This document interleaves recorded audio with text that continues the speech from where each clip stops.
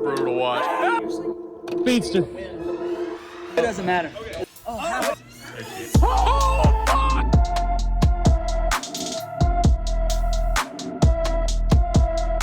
Hello and welcome to what I'm calling week 0, what you're going to see as the Rad Avenger League draft recap. So what I've done is I have gone through and looked at all of your rankings from the website. I've compared your picks to what they would have gone ADP. So we'll go through. I'll have a couple reaches and a couple value picks for each player, and just a couple things up front to note. I based this off of my spreadsheet that I had on the day of the draft. So that was ADP at the day of the draft. So people like Cooper Kupp, Jonathan Taylor, who have taken a major nosedive in ADP because of injury news, IR news. They're not included in reaches or busts or anything like that because at the time they weren't egregious picks, and maybe still aren't. So I'm just gonna run through an order of the actual draft. I've got my handy dandy fucking notebook, bitch. So obviously here we are going to start with Cameroni. So got his draft pulled up over here. He was the 1-1. Of course, got Justin Jefferson. The big thing here, his keeper was Patrick Mahomes, who he got at the 4-1 slot, so early 4th round. Typically goes ADP around the end of the second, so a lot of good value there out of his keeper. And obviously having quarterback just kind of shoring up, and the big thing is it was going to be his team name, so he kind of had to keep him. Didn't really have a choice, but it turned out it worked. His biggest reach here, I've got, maybe is not a shock to anyone, Joe Mixon in the 2nd round. Typically going in ADP around the beginning of the 4th. Hilariously enough, exactly, his ADP is 4-1. So pretty much could have waited a whole another round. Actually, well, Patrick Mahomes is there, but taking him instead of Mark Andrews, something like that. And I've got his biggest value here as Jahan Dotson down here. Took him in the first pick in the 9th round. His ADP is typically around the end of the 8th, so we got him a full round later than where he normally goes. Getting some value out of there. I couldn't even find Brandon Cooks. I figured he might be some good value, whatever. I couldn't find him. And if I remember correctly from looking, I think Miles Sanders is also a tad of a reach. Cameron got to be the guinea pig here, so the other ones I have 2 or 3 for most of the options. His I only got 1, so I'm kind of going off memory here. Dalvin Cook I think was a reach at the time, but obviously we can see he's not anymore, so we won't even count that one. As far as his projections, the website had him projected with an 8-5 finish, tying for 4th place, and we'll get around to see who he's going to be tied with. So we're moving on to the 2nd pick. This is going to be a short video because it's not a ton of stuff, but A, I wanted y'all to see the new intro. Forgot to even fucking talk about that. And B, I got to get back in the practice of talking for 20-30 minutes again, which I'm going to try to be better this year and actually like come with a plan and have shit written down instead of just staring at a screen and dozing off for 5-10 minutes at a time and rambling through it. Anyway, next we have Trevor. Tua tongue her all over, running back, the team name from last year. With the 2nd pick, he took Jamar Chase. His keeper was Josh Jacobs, which was, I believe,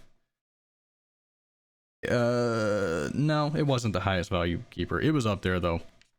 One of the higher value keepers. I think there's 2 or 3 that are a little above it, a little bit better than it according to ADP. But great value there out of Josh Jacobs. Keeping him at the last pick of the 6th round. Josh Jacobs usually the last pick of the 2nd round, right around there. And obviously a lot of that had to do with his contract negotiations, and now that seems to be resolved for the time being, probably even better value there. I'd assume he's probably going closer to the 1st round, early 2nd at this point. Trevor's biggest reach, I had him down as Evan Ingram. Trevor actually had a really good draft according to ADP. There's not a ton of flashy picks out here outside of Josh Jacobs and Jamar Chase, Derrick Henry. All 1st round talent, but a lot of just very even keeled picks, which has kind of been Trevor's MO as a drafter anyway. Doesn't reach, doesn't really get a ton of crazy value by waiting on guys and finding guys, but he's always right around ADP. But his biggest reaches, I had Evan Ingram, was pretty big. He took him in the 9th round here. Was it the second pick of the 9th round? Evan Ingram usually going towards the end of the 11th, but tight ends start flying off the board. That's something, you kind of panic and just do. And I had as an honorable mention here, it wasn't a crazy stretch, but DK Metcalf, typically going in the middle of the 4th. Trevor took him with the second pick in the 3rd round. And his biggest value here by far was Jerry Jeudy. Jerry Jeudy, last pick of the 8th round. He's usually going midway through the 5th. And kind of an honorable mention for value here too. I had ETN, typically going at the end of the 3rd. You got him at the end of the 4th, almost a full round later. So like I said, a very, very solid draft overall. If you look at most of these, he got him in the round or around the rounds that they were supposed to be taken in or had been taken in traditionally. His projections, they have him finishing 3rd with a record of 9-4, and I'll go back over these at the end so we can see the full rankings after I get all the way through them. So projected 3rd, 9-4. We move on to Wade. There he is. Wade, the 3rd pick, he took Austin Eckler in the 1st round. A little bit of a shock. I was kind of surprised by it. I figured he'd go CMC, or even at that time Cooper Kupp, because we really didn't know what the extent of his injury was. Now looks like a genius taking Eckler instead of Kupp, but his keeper was Devontae Smith, and this is the second most value from a keeper that we have. So Trevor, I believe, if I'm looking at this right, Trevor was a 3rd, maybe 4th as far as just value attained by the keeper. Wade got Devontae Smith with the 3rd pick in the 9th round as his keeper. Devontae Smith is typically going at the end of the 3rd round. So a ton of value. Great drafting last year. His biggest reaches, we have Darren Waller. Where did he take him? Yeah, 6th round. Darren Waller usually not go until the end of the 7th. And then I had James Cook, who he also, funnily enough, took a round later. Got him the beginning of the 7th. He's usually going at the beginning of the 8th. So really, you could have just probably waited around on either one of these. His biggest value by far, Ramondre Stevenson. Got him with towards the end of the 4th round. Ramondre typically going in the first half of the 3rd, which I think that's actually fallen a little bit now because of Zeke. But either way, pretty good value there, almost a full round later than he's typically going. Wade, the website has him projected finishing 7th with a record of 4-9. So now we get to move on to me, which is always a cheat because I can tell you exactly what I was thinking for all of these picks. I won't, but I could. I can't. I don't remember them. I am actually got the least value out of my keeper. Kept CeeDee Lamb with pick 17. CeeDee Lamb usually going around pick 15, mid-second, which I didn't know going in, but it was nice to go ahead and have an elite receiver guaranteed in your slot. And then obviously Christian McCaffrey falling to pick 4. I was very excited about. My biggest reaches were actually right here in rounds 3 and 4. And I can tell you at round 3, I really thought Jalen Hurts was coming back to me. Wade ended up taking him a pick before me, so I did panic a little bit and just scrap for Aaron Jones, who typically isn't going until midway through the 4th round. And then I also reached a little bit on Justin Herbert, who is typically going in the middle of the 5th round. So kind of the same deal with Wade.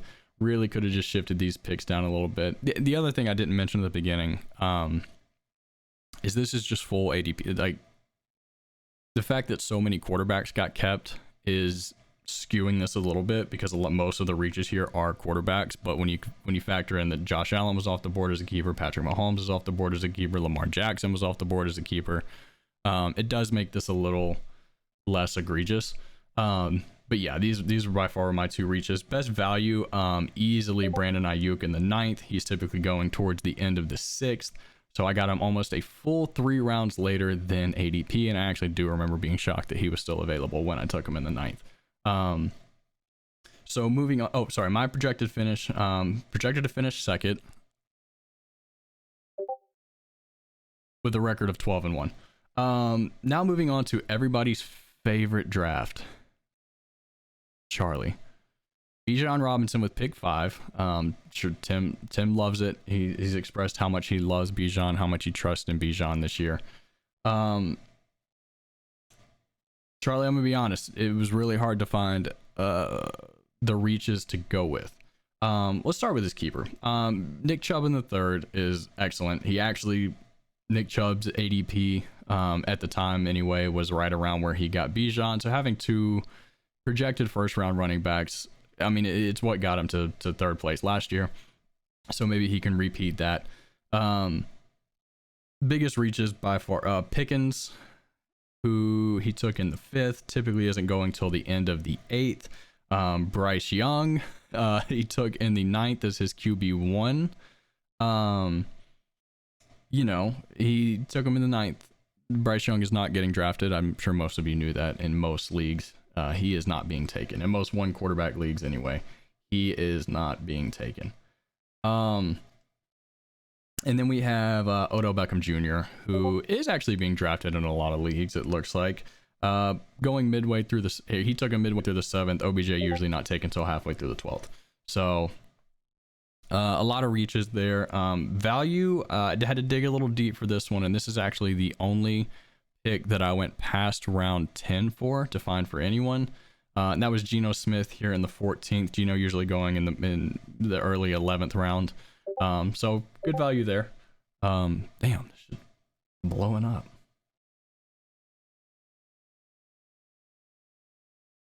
Sorry, Discord's going crazy. I need to chill out.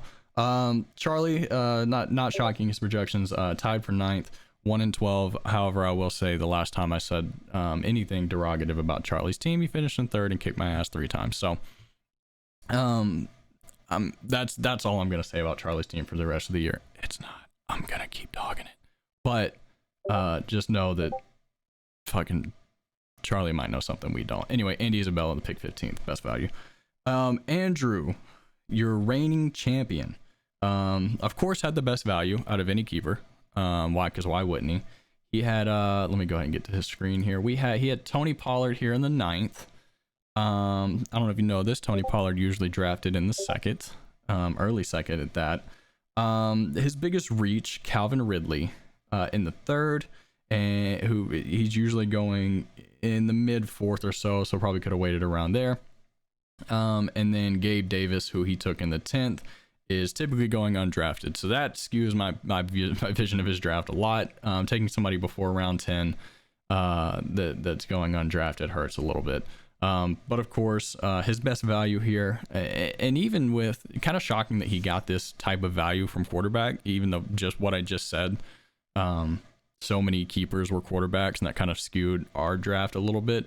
He got Joe Burrow in the 6th. Joe Burrow typically going as the first pick in round 5. Right at the beginning of round 5, he got him halfway through round 6. Andrew projected 13-0, number 1. Moving on to Ashley.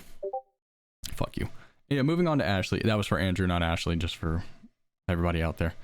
Ashley had her keeper as Jalen Waddle. She got to keep him about halfway through the 4th round, kind of toward the back half of the 4th round. Actually, sorry, she was in the front half of the 4th round. I'm an idiot. Waddle usually going in the top half of the 3rd, so a full round's worth of value there. Her first round pick, Saquon, kind of love that. Just get a steady running back. I like what she did there. Her biggest reaches, and I said I wasn't going to talk about Jonathan Taylor, but even at the time, Jonathan Taylor was kind of projected towards to the front of the 3rd round, midway through the 3rd round. And obviously we know since then he's been put on the pup list and is going in like the 5th, 6th, 7th rounds in drafts now. At the time, it wasn't an egregious reach, but she didn't have a lot to pick from, so I did want to mention it. And then her actual reach, my actual pick for her reach, Chris Godwin in the 5th, typically going at the end of the 7th. A little bit of a reach there. Her best value by far was DeAndre Swift. She got him in the back half of the 9th round. DeAndre Swift typically going at the end of the 7th, so almost 2 full rounds worth of value there out of DeAndre Swift. Her projected record of 8-5 and tied for 4th, so she was the mystery team that Cameron's going to be kissing on the mouth. Sliding on down to Tim, who had the 2nd worst keeper value in the league, only behind me. His being Josh Allen, with the 8th pick in the 3rd round. Typically he's going in like pick 4. So within the same round, within a couple picks. Not a ton of value out of the keeper there, but once again, locking down a probably QB1 who has been QB1 or 2 of the last 3 years is very enticing, and I get why it happened. First pick overall, our first round pick was Tyreek Hill. Loved that pick. I honestly thought at 4 that I was gonna have to take Tyreek Hill. So the fact that he slipped a few more picks and got all the way back to 8, I really liked. Biggest reaches, I don't think anybody's gonna be shocked here. It's Khalil Herbert. Picked at the end of the 7th round. Jesus Christ, can y'all shut the fuck up? Picked at the end of the 7th round. Typically going towards the end of the 10th round or so. And then we have Zay Flowers here. He took at the end of the 9th round. Zay Flowers not usually going till halfway through the 11th. So about 2 rounds worth of reach on both of those. And shockingly, his best value pick was Michael Pittman. I got him in the early 10th round. Michael Pittman usually going about halfway through the 8th. Which his ADP being there shocked me, but good for Tim. You found him. Tim's projected to finish 6th place with a record of 7-6. So we'll slide on down to John, who had the 9th pick and somehow, shockingly, some way got Cooper Kupp, who may not play for a few weeks.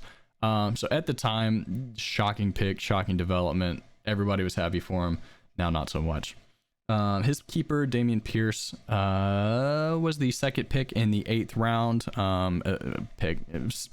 Would have been the 2nd pick in the 8th round. Dameon Pierce typically going in the early 2nd, so about 2 rounds worth of value there. His biggest reach, once again, as a quarterback, and I've talked about the quarterback situation in our league specifically. Justin Fields with the 2nd pick in the 4th round. Justin Fields typically going about halfway through the 5th. And then his other reach that I had, because the quarterback was kind of Dallas Goedert. Typically not going till early 9th round, mid 9th round. John got him right here in the 7th. And then his best value pick, Rashad Penny. He took him with the 2nd pick in the 10th round. Rashad usually going that 8-9 turn. So about a round worth of value there for John with Rashad Penny. John is projected 1-12 and tied for 9th with Charles. So, yikes. And the last team we have here is, of course, the 22-5 train runners. Yeah, that train looks to be coming to a screeching halt. We'll start with his keeper, Lamar Jackson. Kept him in the 7th round, the last pick of the 7th round, actually. Lamar Jackson usually going halfway through the 4th, so huge value there, and also kind of what created some inflation on the other quarterbacks on some of your other picks. Biggest reach I have for him, Tyler Lockett, was projected, or in most drafts was going midway through the 7th round.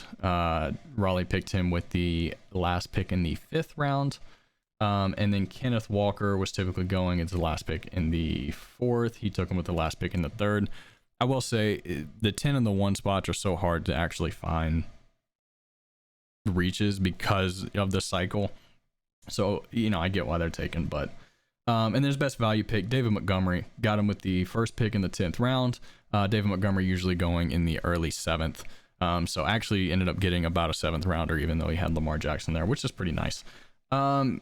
Raleigh is projected to finish 8th with a record of 2-11. So, gonna need a lot of maintenance on the train, get some engineers involved.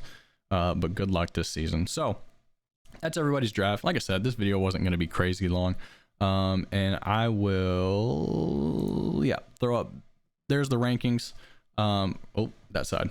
This is how we have the projected finishes. So we can keep this for posterity's sake. I didn't keep the letter grades, or I didn't write them down. They're still in Discord if you actually want to go look at them. But yeah, that's it. That's me. This is my preseason video. Welcome to fantasy, everyone.